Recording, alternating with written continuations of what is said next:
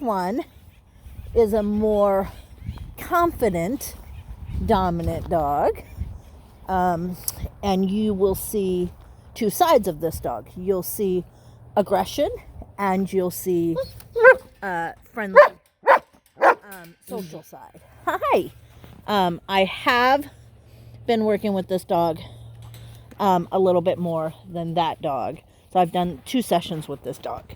And I'll show you the video from the second session. Yes. But what I've been working on with him is classical conditioning. His aggression was much worse than the other dog, which, again, it's hard to explain because they're both coming from a place of fear. But he is far more confident than that dog. So even though they're both afraid of the situation, the person, whatever it is, their confidence is much different. So the trigger is the same. The dogs are different, though. So, and the emotion is the same, but the dogs are different. And it gets kind of tricky to explain to people because we just want to look at the fear or whatever, but people in fear behave differently depending on what kind of person they are. And dogs are the same. So one fearful dog may act one way and another fearful dog may be totally different. The behavior is the same though. So one fearful dog might run and hide under a bed and another fearful dog might run and bite somebody. Those are the 2 extremes of a confident dominant dog and a fearful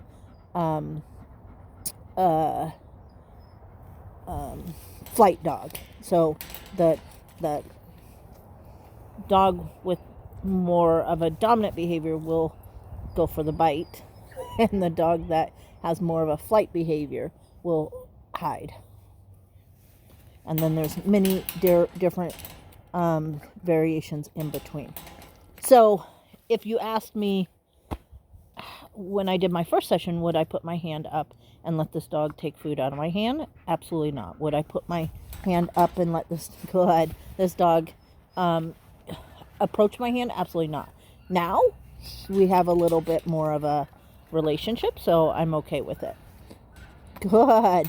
I wouldn't have let him smell my hand before.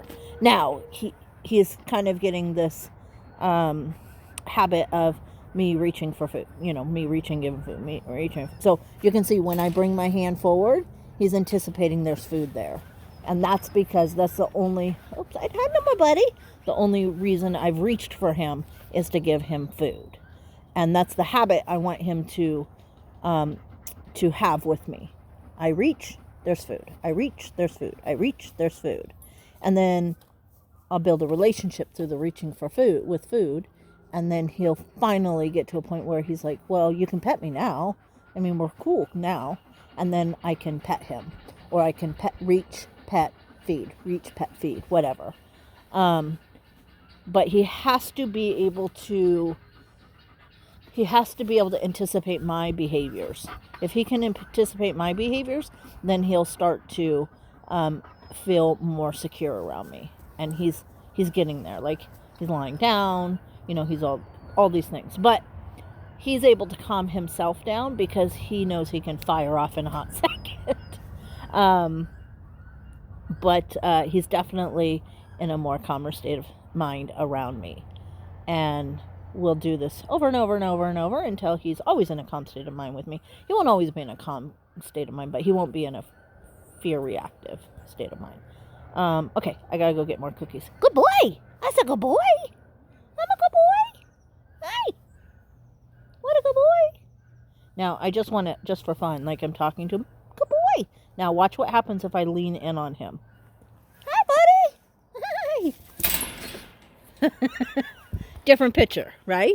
So even though good boy, even though he anticipates food, like I can't make dumb errors. What a good boy. Now, the thing is, I'm desensitizing him a little bit. Like I lean in. When he reacts, I try not to move back. When he moves back, I move back. So I'm asking him to adjust to me, not me adjust to him. And I'm doing it in a very subtle way. And I'm kind of showing him I can move however I want. Yes, good boy. You can't. So this is just changing the association he has, and the relationship that we have, where you're not in control of the relationship, I'm in control of the relationship. So when you really kind of think about leadership, this is what leadership kind of is about. Like, the leader can do whatever they want, and the follower doesn't mind. So I'm building that trust with him. A lot of people think leadership is about correcting the dog, and it's not about corrections. Corrections can be a piece of it, but that's like a very small piece of it. Okay, so I'm going to get more food.